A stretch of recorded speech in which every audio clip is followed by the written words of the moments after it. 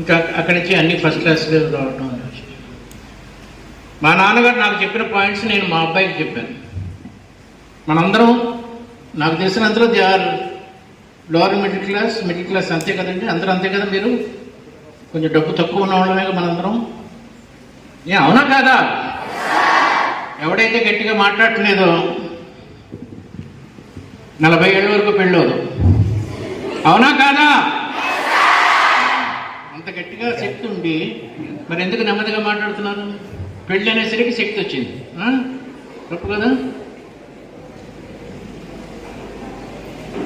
మా అబ్బాయి ఇదే పాయింట్స్ నేను మా అబ్బాయికి చెప్తే స్టేట్ ర్యాంకరు, ఇంటర్మీడియట్లో స్టేట్ ర్యాంకరు, బీకాంలో యూనివర్సిటీ ఇచ్చాడు.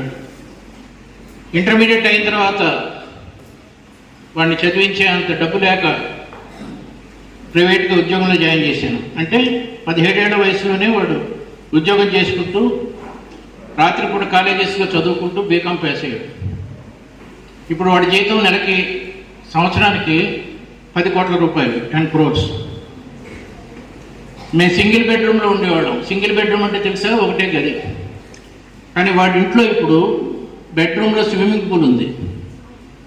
మీరు ఎంతమంది అలా అవుదాం అనుకుంటున్నారో చేతులు ఎత్తమంటే ఎత్తుతారు.